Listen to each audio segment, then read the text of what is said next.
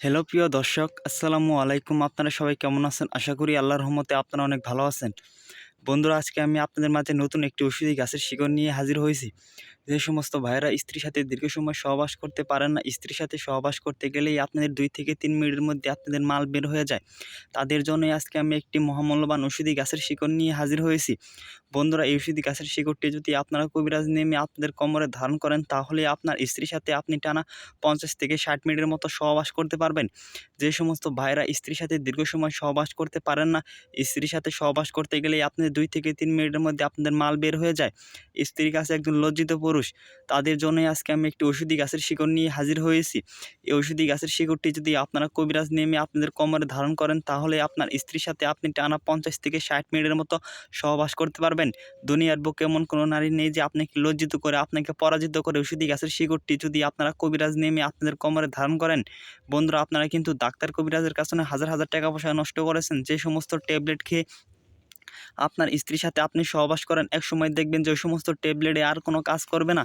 তখন কিন্তু আপনার মিসিং একদম ধ্বজভঙ্গ হয়ে যাবে, একদম নিতিয়ে যাবে। তখন আপনি চাইলেও আপনার স্ত্রীর সাথে আপনি দীর্ঘ সময় সহবাস করতে পারবেন না। আপনার স্ত্রীর সাথে যদি আপনি দীর্ঘ সময় সহবাস না করতে পারেন, তাহলে কিন্তু আপনার স্ত্রী আপনার কাছে থাকবে না, আরেকজনের সাথে প্রক্রিয়া করার জন্য বাধ্য থাকিবে। অবশ্যই বন্ধুরা, আপনারা যদি স্ত্রীর সাথে আপনার স্ত্রীকে যদি আপনি পর্যাপ্ত পরিমাণ আনন্দ দিতে চান, সুখ দিতে চান, তাহলে অবশ্যই আপনার এই সম্পূর্ণ ভিডিওটি দেখতে হবে এবং নিয়মকানুন মেনে ঔষধি গাছের শিকড়টি আপনার কোমরে ধারণ করতে হবে। বন্ধুরা, আপনারা কিন্তু অনেকেই আছেন যে বিভিন্ন ওষুধপাতি গাছগাছালি আপনারা ব্যবহার করে থাকেন, কিন্তু আপনারা সঠিক নিয়মে ব্যবহার করেন না বলে আপনারা কোনো কার্যকারিতা পান না। অবশ্যই আমাদের সম্পূর্ণ ভিডিওটি দেখবেন এবং নিয়মকানুন মেনে ঔষধি গাছের শিকড়টি আপনাদের কোমরে ধারণ করতে হবে। বন্ধুরা, এই ঔষধি গাছের সাথে আজকে আমি আপনাদের পরিচয় করে দিচ্ছি। বন্ধুরা, ঔষধি গাছের নাম হচ্ছে ভাট গাছ বা ঘেটু গাছ বা ভাইটাল গাছ। এই ঔষধি গাছটিকে বিভিন্ন অঞ্চলে বিভিন্ন নামে ডেকে থাকে। আপনাদের অঞ্চলে ঔষধি গাছটিকে কী নামে ডেকে থাকে বন্ধুরা, অবশ্যই কমেন্টে জানিয়ে দিবেন। বন্ধুরা, এই ঔষধি গাছটিকে আপনারা কোথায় পাবেন? বন্ধুরা, ঔষধি গাছটিকে যদি আপনারা একটু ভালোভাবে খোঁজ করে দেখেন, তাহলে কিন্তু আপনারা ঔষধি গাছটিকে বিভিন্ন রাস্তাঘাট, বিভিন্ন জঙ্গল বা কোনো পতিত ক্ষেতের আশেপাশে আপনারা খুব সহজেই আপনারা পেয়ে যাবেন। বন্ধুরা, যারা গ্রাম অঞ্চলে থাকেন তারা কিন্তু ঔষধি গাছটিকে আপনারা দেখে চিনে ফেলেছেন, অথবা যারা চিনেন না আপনারা একটু ভালোভাবে খোঁজ করে দেখবেন, অবশ্যই আপনারা ঔষধি গাছটিকে পেয়ে যাবেন। বন্ধুরা, একটু ভালোভাবে দেখে নেন। বন্ধুরা, এই ঔষধি গাছের শিকড়টি আপনারা কীভাবে তুলে নেবেন তা আমি আপনার বিস্তারিত নিয়মটি বলে দিচ্ছি। বন্ধুরা, এই ঔষধি গাছের শিকড়টি আপনাদের তোলার জন্য এই ঔষধি গাছটিকে আপনাদের তুলে নিতে হবে শনিবার অথবা মঙ্গলবার দিন। এই ঔষধি গাছটিকে তোলার জন্য একজন হাকিম, একজন গুরুজির কাছ থেকে আপনাদের অনুমতি নিতে হবে। যদি আপনাদের যদি কোনো পরিচিত উস্তাদ বা হাকিম যদি না থাকে, অবশ্যই বন্ধুরা আমাদের কাছ থেকে ঔষধি গাছটিকে তোলার জন্য অনুমতি চাইতে পারেন।